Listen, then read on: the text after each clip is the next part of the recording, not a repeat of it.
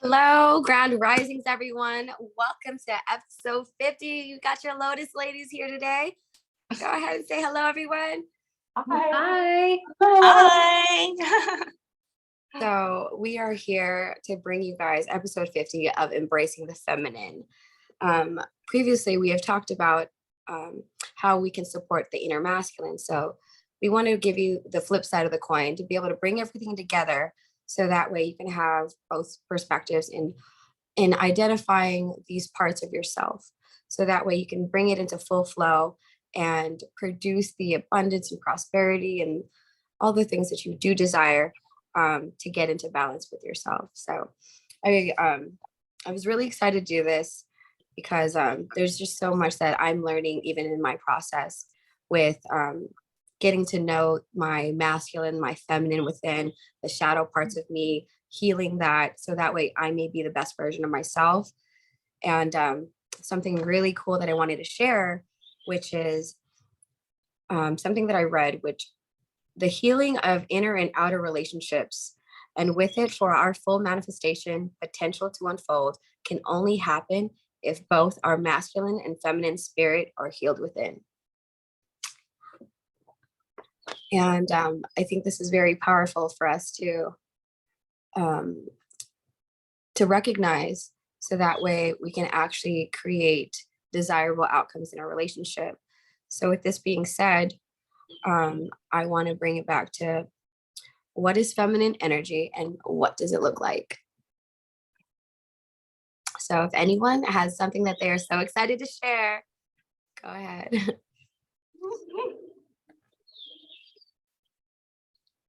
Okay, I'll jump in. To me, feminine energy is a lot about connecting to the sensitive side of me. That's when I think, rather than thinking with my mind, I would be probably thinking or feeling a lot with my heart. I think to me that's where my feminine energy comes in. So there are a lot of situations in my life where I look at it logically, it's a yes, but then the heart, the gut will say no, and that's when I go like, maybe I'll listen to that. That gut feeling, the feeling at the pit of the stomach. To the sensitivity of myself. So to me, that's my feminine energy. What does it look like to you girls? Well, for me, I kind of liken the masculine to my analytical mind and my feminine to my heart. And in our society today, it's really easy to focus on our mind because that's where our ego resides. And that's the part that protects us from perceived things. It's the part that analyzes things. And so it's been a real journey for me to work on enhancing the feminine side, my softer side, the part of me that receives, the part of me that feels, the part of me that, the part of me that feels, but the part of me that creates as well. So for me, the feminine side are all of those areas in my life that I tend to sometimes push away because I'm busy analyzing or trying to survive in the workplace. How about you, Jen? Yeah, what all of you just said is, I would say you all hit the nail on the head. When we talk about being in our feminine energy, I really feel it's about coming from the heart space, as every one of us said, being able to just be free flowing and open and expressive of our emotions rather than holding them in. Also knowing when we're in those instances where we want to just soften our bodies into that present moment and not allow, as Laura said, the analytical brain to go crazy and overthink like, oh, where's this going to go and what's going to happen? But we actually just allow ourselves to receive what is coming in that moment. And that is definitely when I know that I am embracing that feminine side. So a question, I'm going into the next question, which is, what does it look like when each of us is operating in that feminine energy? Do you guys have any examples of that? Yes, absolutely. So what I realize is that being in your feminine or your natural feminine energy is when you are nurturing and you're kind and you're still and you are understanding and you're just that in that space of unconditional love, and you're allowing as much as you are, rather than controlling. It's just creating allowance and the flow, and it's where a lot of the ebb and flow of surrender is. And it's, you know, feeling. It's as we all talked about, the heart space. It's being connected to heart's wisdom, the intuitive.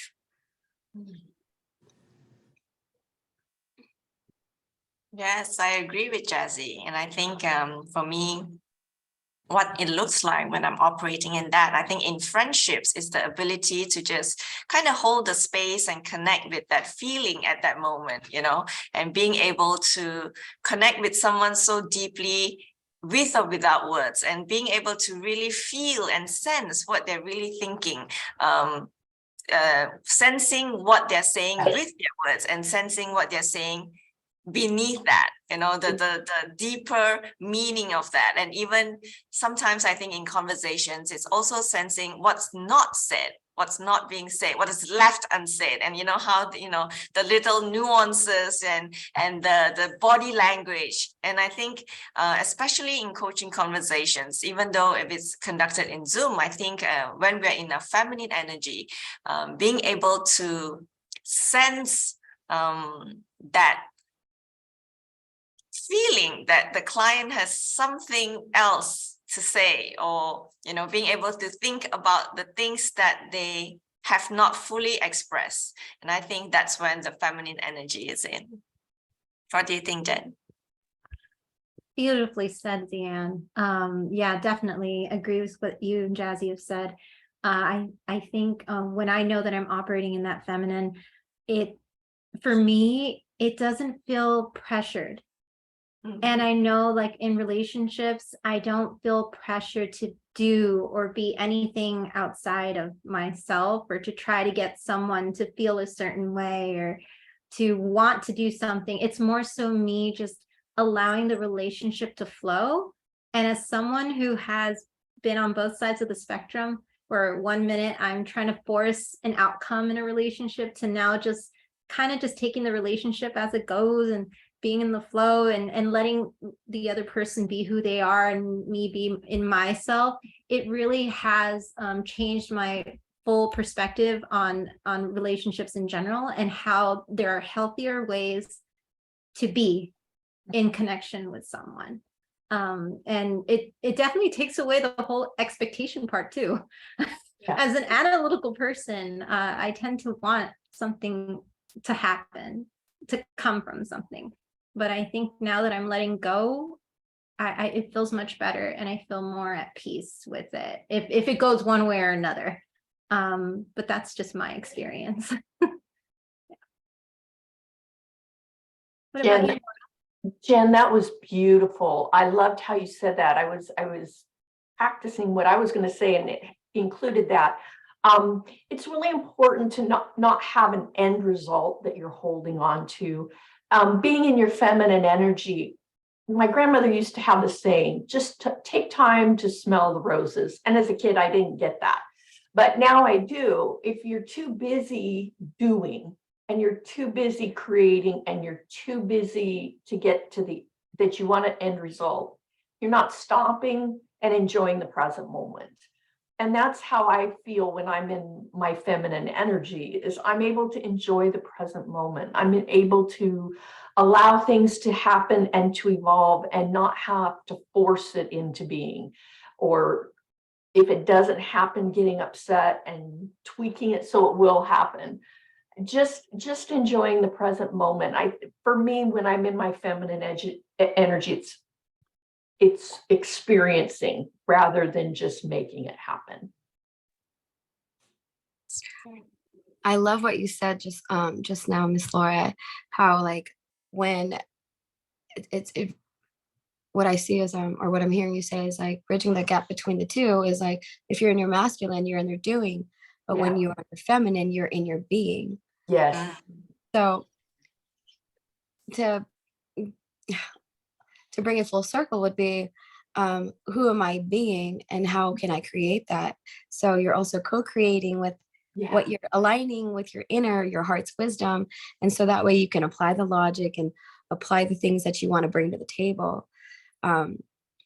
So that's a great segue into actually what we're going to bring up next, which was how do we bridge the gap in the two energies? Did anyone want to follow with that? Like who can tell us how we can at least, or even to expand that question, what would it look like for the feminine to be able to support the masculine? Or how can we acknowledge when we're out of balance, like in our feminine? So what does a wounded feminine look like?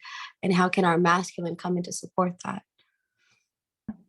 Great question, Jazzy, and I'm glad that we brought that up because I believe we brought up some of what it means to have some core masculine wounds in our last episode on supporting the inner masculine. So in this case, when we look at some of the internal feminine wounds that some of us carry, whether you're male or female, again, this is not about gender, those can include things like feeling shame or not trusting yourself, or having the need to feel like you have to over-explain yourself, being very hypercritical, or even seeking validation from others to prove your worth or to prove to yourself that you're worthy.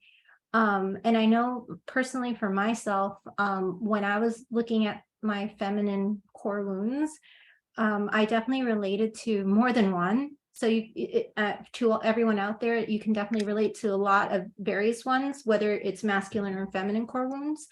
And on my side, it was the seeking validation wound that I really related to. And how you can identify this is if in your life, there were instances where you felt like you had to look externally to something or someone to prove that you were either worthy of love, worthy of attention, worthy of XYZ in your life. That is definitely an internal feminine wound. And you can definitely read up about this, about the core feminine and masculine wounds in all of us, but I'm using myself as an example for that. And the way that I kind of bridge the gap to try to heal those is realizing that seeking validation doesn't need to be external to me. Like when I look at myself in the mirror, I should be able to say, Jen, you're worthy. Jen, you are powerful. Jen, you are loved. And that comes, Jen is good. So whatever happens externally in life, Jen doesn't need anyone to tell her that she is deserving of love. And that took time, I'm going to admit to everyone out there, for me to come to that realization. But how do we bridge that gap is first, one, kind of identify those things within yourself, those woundings. And then two, once you're aware of those, try to find ways to work to come to a sense of healing with those woundings. So in my case, I did a lot of mirror talk. So I talked to myself in the mirror in the morning. Good. And I'd say, Jen, you woke up today, you're alive, and you're going to have a great day no matter what happens. You're still breathing, you still have a roof over your head, and you are loved. So it is a practice. It is something I do every day to remind myself. And so that is how I've bridged the gap between that core wound and healing that wound so that I could be more aligned with my feminine side. Yeah. And yes, you are great, Jen. Yes. I notice for myself when I am wounded in my feminine energy is when I am probably a little bit too sensitive than I would normally be, sensitive towards words that other people would say or would not say, or sensitive towards their expressions. Just really being really sensitive to that. So that's when I noticed that I'm probably too much of that heart energy. I'm not too sure, and I guess when I rely on too much on that intuition, I would overthink and, over analyze or over interpret what other people would think. When I notice that I'm in that state of mind, I'd step back, and then the masculine energy, which is the logical side, go like, hey, they didn't say that, or they didn't do that. It's all in your mind. So just step back and take a bath. Yes. Oh, thank you both. That was both of you. That was wonderful. Growing up, I learned in my environment that you had to work to earn love. So it was based upon what you did. And I'm not blaming anybody. Nobody said that in words, but it was the way that people around me grew up. So that contributes to your wounded feminine, because if you think you've got to work and perform and create and do, you push the feminine to the side, because you certainly can't sit around and wait. And I loved what Zian said. Then your mind thinks, you get sensitive, you start thinking. So for me, how I bridge that is I just started slowing down and taking time to do self-care. I couldn't spell self-care for a number of years, and now I'm really good at it. And self-care means taking care of yourself, loving yourself. I love, Jen, your thoughts about daily affirmations. And so it's that inner spirit, and it's taming the mind to stop filtering that, saying you've got to work harder, you've got to do more, you've got to perform. And I think for me, the bridge, I realized it when relationships weren't working out. And I thought, what's the matter with this relationship? And now I can look back and see there was an imbalance. And so making sure that I'm healthy inside makes my relationships better. Absolutely. So I feel like I think the basis of how to embrace is just to truly be in that embrace of where we can hold ourselves and look at ourselves in the mirror, as you said, Jen, and look at the things that we're grateful for. What are we creating?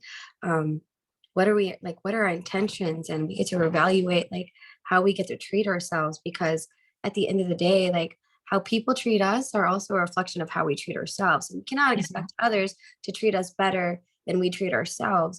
And so when someone else is teaching us teaching us through being our mirror, through the experience of them, and it's something undesirable, it's like, well, where in my life am I treating myself this way? That someone actually had to, like, I attracted this experience. Yes. How did I end up with this? Like, love attraction, that energy is real.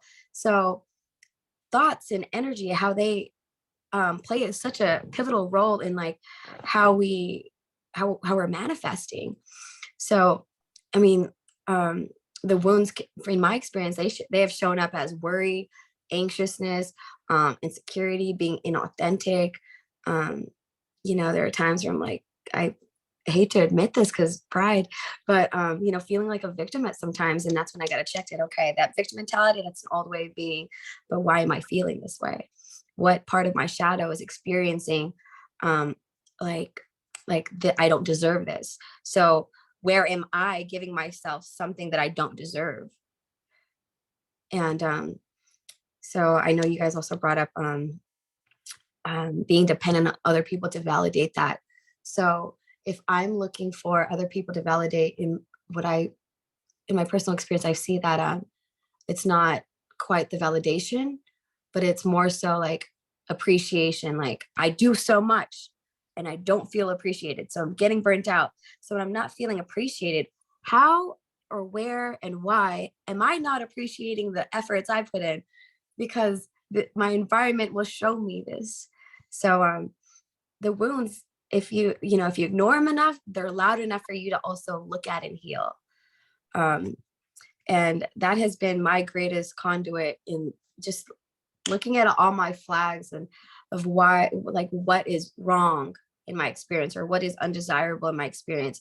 And that has helped me to heal in creating gratitude, slowing it down, and allowing myself, instead of blocking myself from receiving, I've had to learn how to give and be open to myself, giving that type of unconditional love. Like, that's really the journey, is learning how to unconditioned love for self and others. And that really is what turns around a lot of the experiences and creates these miracles and serendipity. The contrast is such a powerful teacher. all the things that we don't like. So yeah, yes, that's it. Azzy, thank you for saying all that. And Laura, the same thing with what you both said about self-care and unconditional love for self. That is what it feels like to be in one's feminine energy. And in like, if you can take a moment to just love on yourself. I've heard that statement, love on yourself every day. You know, find pleasure and joy, or bring pleasure and joy into your daily life. Because that too, because when your body is in a sense of joy, and when you're in a sense of, you know, pleasure in that moment, that is also being in your feminine. So like there are different ways like you can find that inner balance of that feminine energy by doing simple things like turning on your radio and just dancing like there's nobody's watching in your room. And I love them doing that personally, because then it's like your whole body gets moving. And sometimes when your body's blocked, you just feel kind of like constricted. You feel like that's when you get tense in the neck. That's when you get like shoulder issues, or, you know, digestive issues. Like when your body is tense, it will tell you. But when you allow your body to move and flow with music, that is one way that you can really tap into your feminine. And then singing. We just said about how expressing your emotions, expressing your voice is also that it's tuning into your feminine. So if you want to just like with nobody watching, just put on the radio and just lip sync, you know, or sing out loud, whatever. But definitely just whatever gets you into your body and allows you to speak and be free with yourself. That is definitely being in that feminine. At least that's how I felt now that I'm starting to tune more into it. Thank you, Jen. Jen, that was so good. Thank you so much. One of the things that I've learned, and I agree with you, I used to think people who talked about self-care and people who talked about self-love were crazy, because I thought it had to come from the external. And so I was looking for that. And I work with clients that are looking for that next relationship because they can't be alone. They need that affirmation. And so we just take time to stop. And I've been there too, to say, why do you look for someone else to affirm what you can do for yourself? Self-love, self-care. And when you get to that peaceful state, I believe that's feminine energy, where it's like you welcome people in, but it's not mandatory for you to find happiness, because your joy and happiness are already there. Yes, I love all these self-care suggestions that you girls brought up.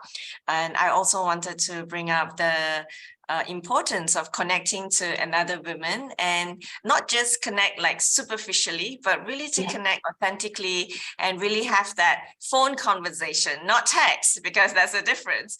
And being able to really connect to another women truly from your heart, you know, with no agenda, and just, you know, casually talk and really connect. I think from that level, it's important to find that collective feminine energy. Yeah, I agree. I totally agree. Sisterhood is like, we're here for a reason. I mean, we naturally gravitate, and we can learn so much from our different situations, environments, and backgrounds. And like me and Jen just did this last night. I think we got off the phone around like 2 or 3 in the morning, actually. And we co-created just such, like, it was like we got to be playful. We got to talk about just anything. And like the amount that, like, the feminine energy is about creating. So when you're tapped into the heart's wisdom and it's inspired to keep, like, just the more that you explore different realms and embrace, and you get us, you know, when you have your soul sisters or sister souls to be your soundboard, it's a safe space. You know that, because we go through very similar journeys. We get to see each other. We get to be heard and exchange different perceptions. And not only that, we get to teach each other. And I think that's what's so powerful, is that when you allow yourself to receive that, you get to be empowered and move and create new things and new possibilities. And yeah, that was a lot of fun, Jen. Thanks for that. That was Likewise. so too. It totally brought me back into my power. And that's it. you know, I got to remember who I was. Oh, It was so powerful last night. Yeah. so Thank you. can I call you at 2 a.m. tonight, Jen? Girl, yes, we can Yeah. go. We can hop on a call. It'll probably be daytime for Zian, but absolutely.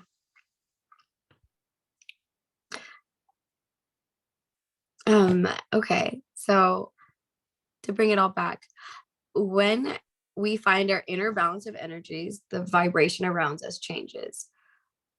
If you ladies have any examples that we could share with our listeners, I think that'd be great. When I started the inner work on myself to balance the energies, I felt a difference in myself, but I was doing the practice of meditation. I was the practice of self-care. I was experiencing all the things and listening to my heart. And people started noticing a difference, and they would say, there's a difference in you. I even had people say I look different. And I'm like going, how would they know that? But I think our countenance changes. I think our attitude changes, our aura changes, because we're in balance. We're not hiding. We're, like Jen was talking about, we're not holding everything inside. You're free. We're free. And so it resonates. And that's what people want who are around us. And so for me, when the balance of energy is there, it's noticeable in my actions, in my eyes, and in how I talk. How about you, Zian? Well, I noticed that when my energy is balanced, it will ripple through my two girls at home. They're 10 and 9, and hence a lot of feminine energy at home too. And I noticed when I am in balance, they will actually sense it, and it actually affects them in certain ways. And hence, I would also note when I notice that I am imbalanced, I just know that I need to not be a mother and be a person for a while. And that's when I retreat and do the self-care that you girls suggested just now, and just have a little moment to myself before that. And I'll make that really clear to them so that, you know, I don't be hypersensitive or, you know, try to throw my anger around them. So I noticed that. Yeah. What about you, Jen? Yeah, Zian, I'm glad you said that about not having to be so sensitive, right? And also feeling free to, as we've been saying, express oneself. I've noticed that since I started not being afraid to ask for what I want, because I was afraid that somebody was not going to like what either I said or asked for. And I'm starting to just be like, you know, Jen, just say it. Just say it. It's become a lot easier to relate to people, because they are like, you know, I like your honesty. I like the fact that you aren't being passive aggressive or beating around the bush, and you just get to the point. My conversations with certain people, I realized, are better because now my texts have gone from like whoop to like, this is what I want. And they appreciate that, because those long text messages can be a lot. And now it's like, yes, Jen, I can give that to you, or yes, Jen, we can do that. But anyway, so that's what I found. It's definitely changed the dynamic of my relationships lately, and even like with not just in my personal life, but even in my work life, where I'm learning to also set up healthy boundaries. I'm also learning that it's okay to ask for support, because that's another thing when it comes to being in one's feminine. You should be okay to ask for support instead of feeling like as a woman, you have to do everything. And it's healthy to ask people for help. And so that's another thing that has really shifted so much of my life, where now I can breathe a little. And when you can feel like you can breathe a little, that's a good thing. So you know you're doing something right. Yeah, you get to choose who you be. So even in when you're being in your intention and you're seeking support, you're looking out for the greater good of all, but you're also allowing yourself to give to give better because you're allowing the receiving. So now everyone plays a role, and now someone else gets to elevate and step up and also contribute. And I mean, the whole integral part of this is to be rooted in our intentions so that we are aligned. And I find that when my energies are balanced, I'm most connected to source. I'm most receptive to source, giving source. I'm like, my messages are clear, they're concise. I'm certain. I am in my authenticity. And even if like I feel that like anxiousness to say something, I go for it fucking anyway. Like I had to start this. It's been a while. You know what I mean? Like this, you think it's easy coming on the podcast here and just, you know, every day it's like I'm choosing into it. And no matter what, it's like following my purpose is so much more powerful than and it means so much more to my soul than to hide. And it's like you got to sing the song. Who cares if it sounds how it sounds? Just express what's in your heart. Just move, because you never know who you're inspiring. You never know what it's going to do. You got kids, like you never know. You know what I mean? How powerful is that you leave that as your legacy? My mother was this woman. My sister, my daughter is this woman. Like, and that, I mean, no one else can feel that or feel that until we decide to feel that for ourselves and give that gift of ourselves to others, because the love that we have inside is really the greatest gift that we can give the world. And I mean, all it takes is just choosing into being that and accepting that, you know, letting go of all the judgments. And I don't know, everything just seems to fall into place. Wow, this is a powerful day. Thank you. Is there anything anybody wants to share that you haven't shared about this wonderful topic? Wow, I've learned so much from the three of you. Thank you so much. So for our listeners, thank you for being here with us today. Please check us out on YouTube. If you are, please follow us or subscribe to us. And then if you are listening to us or watching us on Spotify, please follow. If you have topics that you want to hear about, we want to talk about it with you. So please send us comments, or you can send us an email to lotuschatworldwide@gmail.com. And we do value any input, any information, and we would love to talk about a subject you want to hear about. Next week, the Lotus ladies are going to come back and we're going to talk about the art of letting go. And just to give you kind of a teaser, for those of you that like to have control of your life, this is really a talk that you're going to want to hear. I think all of us have a little bit of expertise in that and how to trying to let go. So that's what we're going to talk about next week. Anyway, thank you for listening. We look forward to hearing from you. We look forward to sharing with you next week. And I just want to say thank you, Jen, Jazzy, and Zian, for your wisdom and for always teaching me new things. So with that, we're going to say goodbye. Bye. Bye.